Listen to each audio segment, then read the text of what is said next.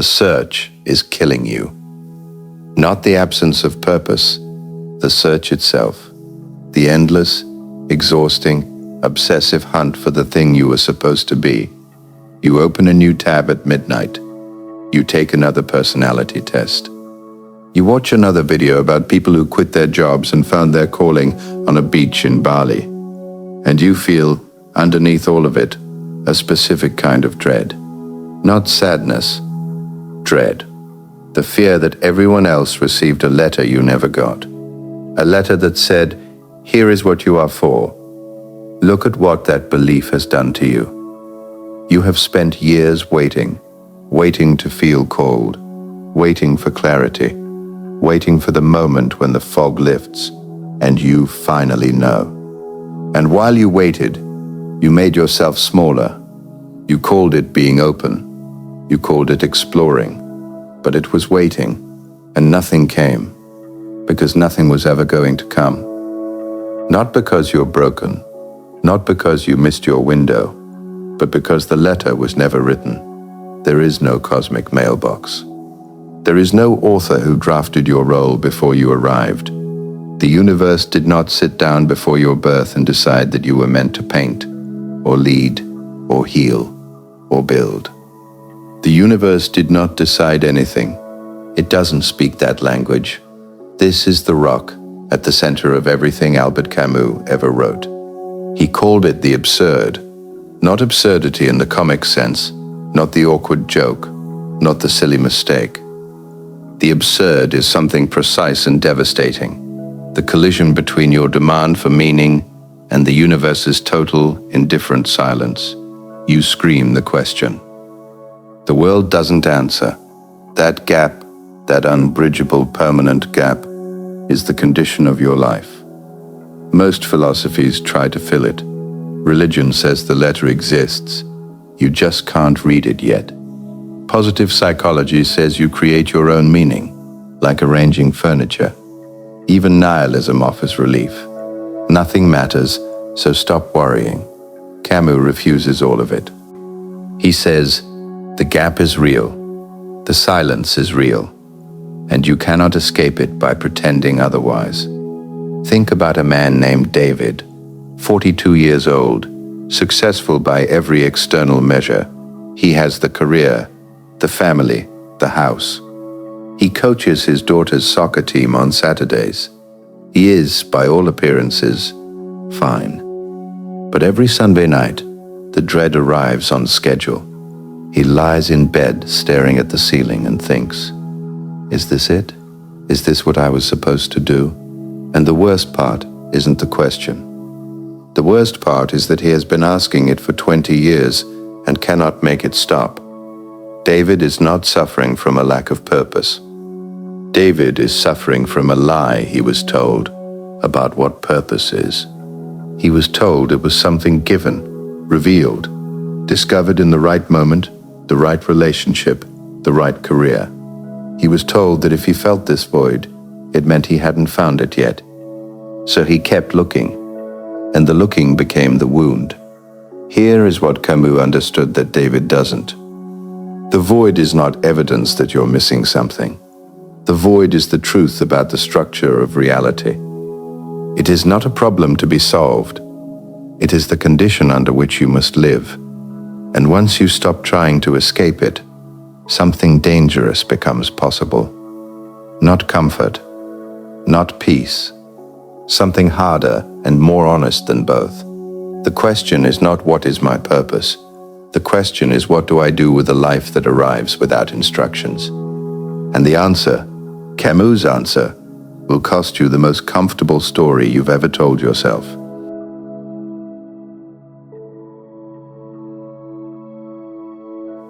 Camus opens The Myth of Sisyphus with a sentence that belongs in every philosophy course, and almost none of them teach it honestly. There is but one truly serious philosophical problem, and that is suicide. He is not being provocative for the sake of it. He is naming something precise. If life has no inherent meaning, and if meaning is what makes life worth living, then the only honest question philosophy can ask is, why continue? Everything else, ethics, politics, art, comes after this. You cannot discuss how to live well until you've answered whether living is worth doing at all. Camus' answer is not the one you expect. He does not say life is meaningful. He does not say the search will eventually succeed. He says, life is absurd and you must live anyway. Not despite the absurd, but through it, eyes open, without flinching. This requires understanding what the absurd actually is. It is not meaninglessness. It is a relationship, a friction. The absurd arises between you and the world, between your demand for clarity, for purpose, for answers, and the world's absolute refusal to provide them. Remove either side, and the absurd disappears. If you had no need for meaning, the silence wouldn't hurt. If the world spoke back, the silence wouldn't exist. The absurd needs both of you present and irreconcilable. Now think about Sarah. She's 29. She quit a marketing job she hated to pursue painting, the thing she always believed was her real calling. For the first 6 months, she was on fire. Then the work got harder. The paintings felt mediocre. The sales didn't come. And slowly, she started feeling the same void she felt in marketing. So she concluded, painting isn't my purpose either. And she started looking for the next thing. She has made the classic error. She treated the void as a diagnostic signal, as evidence that she hadn't found the right thing yet. But the void is not a signal about the activity. It is the nature of human consciousness confronting the silence of the world. It follows you. It will follow you into every room, every career, every relationship, because it is not in the room. It is in the structure of your existence.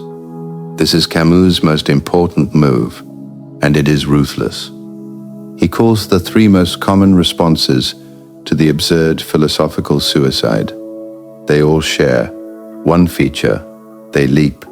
They leap away from the absurd instead of living inside it. The religious leap says, meaning exists. You can't see it. Trust the author anyway.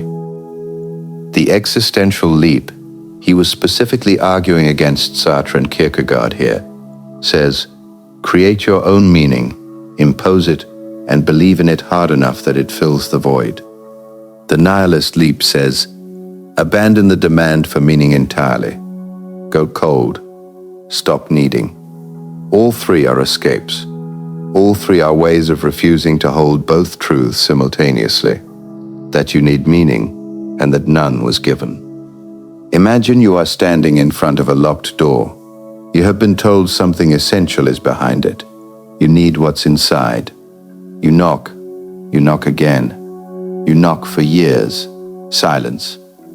Philosophical suicide is when you either decide the door must be opened somewhere else and walk away, or when you convince yourself you don't need what's inside, or when you decide to believe, without evidence, that someone will eventually open it. Absurd revolt is when you stay at the door, knowing it will never open, knocking anyway, not out of hope, but out of refusal to pretend the door isn't real, or that your need isn't real. That knock, repeated, clear-eyed, without illusion, is what Camus means by revolt. And here is the charge. Most of the self-help industry is a factory for philosophical suicide. It tells you the door will open if you manifest correctly, if you find your authentic self, if you optimize your morning routine. It lets you keep hoping instead of living. The absurd doesn't want your hope. It wants your presence, your full, unflinching, undeceived presence. And that is the most dangerous thing you could offer a silent universe. If these words carved an echo within your void, do not turn back. The descent has just begun. Click below, subscribe, and claim your reality.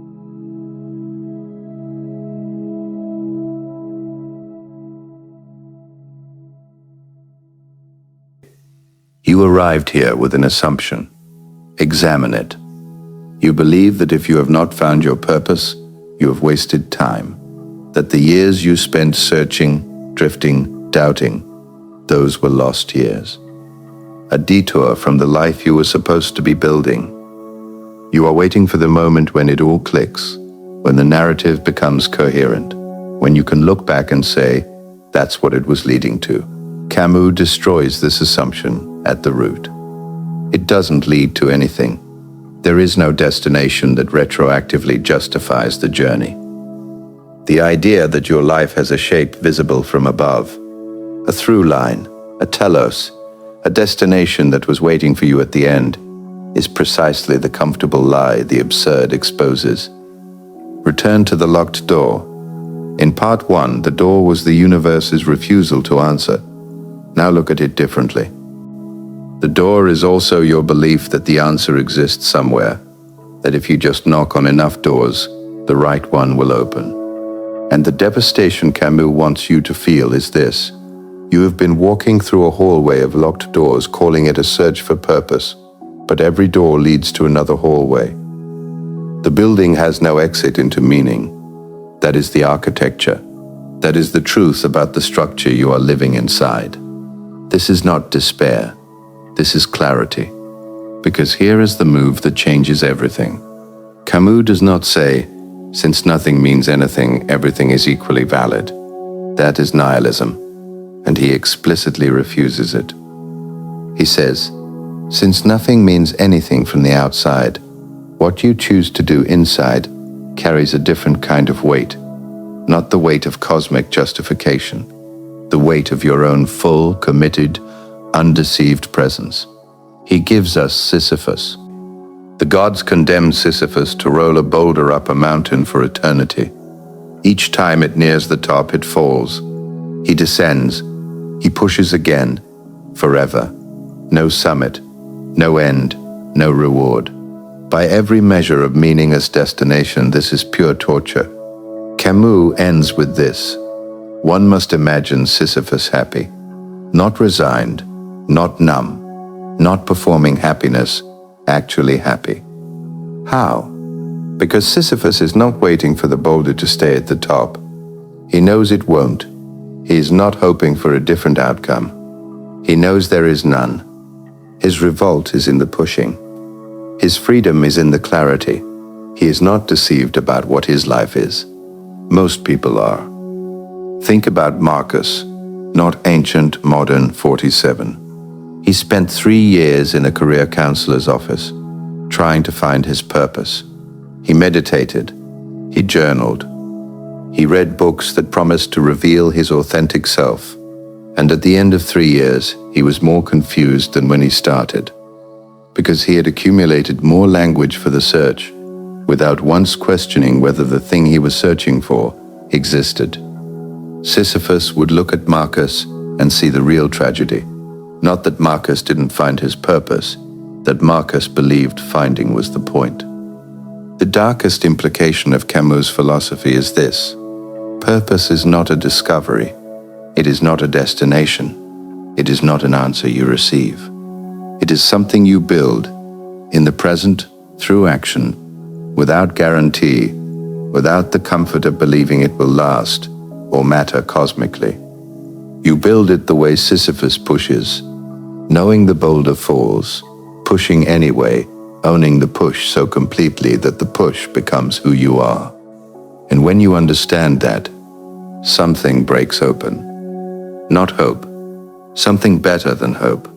The moment you stop asking, what is this for, and start asking, what will I do with this, the weight shifts, not off your shoulders, into your hands. You were not born with purpose.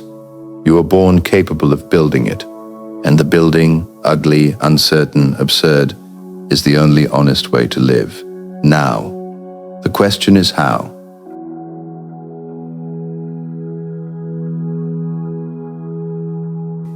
Weapon 1. The Revolt Journal. You've kept gratitude journals, manifestation journals, 5-year plan notebooks with color-coded tabs. Burn the concept. What Camus demands is not gratitude or planning. It is honest confrontation. Each day, you write one thing you are doing without the promise that it will matter, not because it leads somewhere, not because it is building toward your purpose, because you are choosing it, clearly, with full knowledge that the universe will not validate the choice. This sounds simple. It is not, because you will notice, immediately, how almost everything you do is still secretly structured around hope. You exercise because it might lead to the body that leads to the confidence that leads to the life you want. You read because it might lead to the insight that changes everything. Even your hobbies are investments. The Revolt journal strips that structure out. You write, "I walked this morning knowing it doesn't fix anything, and I walked anyway." That sentence, repeated honestly, begins to change what you are. The cost, you will feel at first that you are doing pointless things. That is correct. You are doing pointless things by choice, with your eyes open. That is not the same as pointlessness. That is freedom. Weapon 2, lucid engagement. Camus uses the word lucidity the way other philosophers use virtue. It is the central quality of the absurd hero, the quality that separates revolt from resignation. Lucidity means this: you are fully present to what you are doing, fully aware that it has no cosmic backing, and you do it anyway with the same intensity you would have given it if it had. The opposite of lucidity is not ignorance. It is distraction. Most people drown the absurd in noise. They fill every silence with a podcast, a notification, a project, a plan. Not because they enjoy the noise, because the silence contains the void, and the void is too honest to face at full volume. Lucid engagement is the practice of removing the noise once a day for a defined period and doing one thing with complete attention, not because it matters, because you are there, because the quality of your attention is the one thing the universe cannot give or take. Think about what you last ate. Did you taste it? Or were you reading something while you chewed? The absurdity isn't in the food. It's in the fact that you were alive, fully irreversibly alive, and you weren't there for it. The cost: you will have to stop outsourcing your presence. You cannot be lucid by accident. Weapon 3. The Sisyphus standard here is a question Camus would ask directly. What would you keep doing if you knew with certainty that it would never succeed? Not what would you do if you knew it would succeed eventually. That's just delayed hope. What would you keep doing if success, by any definition you currently hold, was permanently off the table? That answer is your Sisyphean task. That is where your building begins. Not because that task will lead to a breakthrough, not because persistence secretly guarantees reward. It doesn't. But because the act of choosing something without the promise of result is the first genuinely free choice you can make. Everything else is a transaction. I will do this because it might produce that. The Sisyphus standard eliminates the transaction. What remains is will, and will, stripped of outcome, is as close as Camus gets to a soul. The cost: you have to give up on the idea that your effort earns you something. It doesn't. You build anyway. Weapon 4. Absurd creation. Camus identifies 3 ways human beings embody revolt against the absurd: through passion, through freedom, and through creation. Creation is the one most people sabotage before it starts. You do not create to produce a masterpiece. You do not create to find your voice. You do not create because you believe in the work. You create because creation is the act of imposing a human shape on raw, indifferent material. And in that imposition, brief and mortal as it is, you assert that you were here. Not that it mattered to the universe, that you were here. This applies to everything. You do not have to be an artist. A conversation conducted with full honesty is an act of creation. A meal cooked without resentment is an act of creation. A decision made without hiding behind someone else's framework is an act of creation. You are not building toward a legacy. You are building a life that is actually being lived, moment by deliberate moment. Every person who sits down to write, or cook, or speak, or love, knowing the work will end, knowing they will die, knowing the universe will not remember their name, and does it anyway, fully, clearly, without illusion, that person is living Camus' answer. The cost. You have to stop waiting to be ready. Creation under the absurd has no right moment. It has only this one.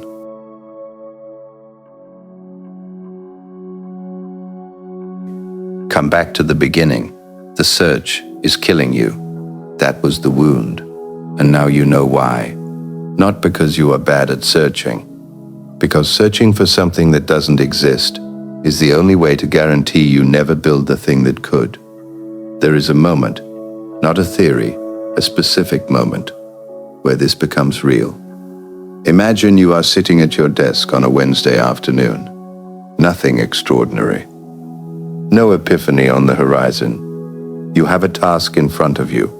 Something you chose without being certain it was the right thing. Without a sense that it was your calling.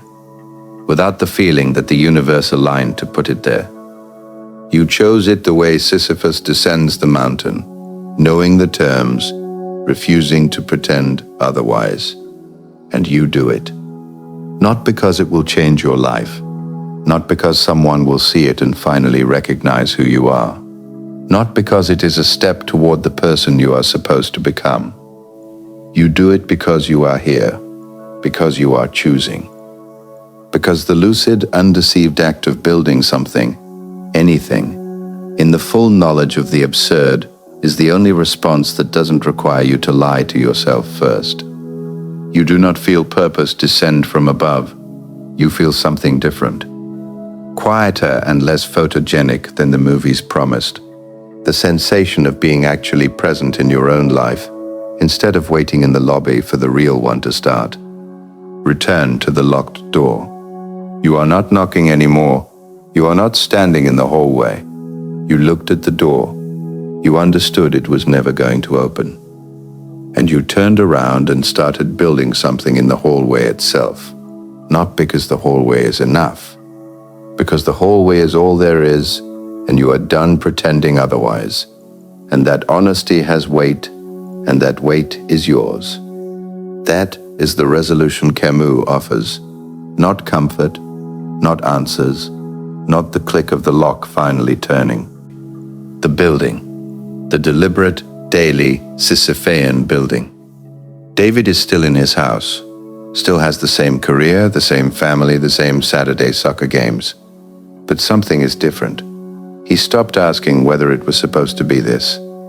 He started choosing it, deliberately, without needing it to be fated. And the dread on Sunday nights is still there. The void is still there. But he is no longer waiting for it to disappear. He is living inside it, hands moving, eyes open. That is not a diminished life. That is the only fully lived one. Sarah is still painting, not because it revealed itself as her calling, because she decided, with full knowledge that it might amount to nothing, that the void would follow her into the studio as it followed her out, to push the boulder up this particular hill. Deliberately, without hope as her motive.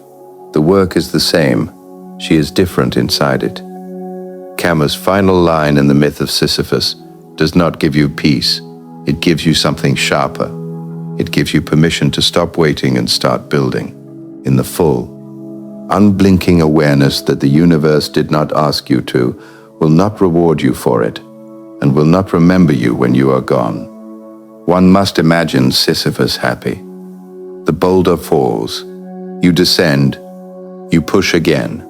Now tell me, what are you still waiting for permission to build?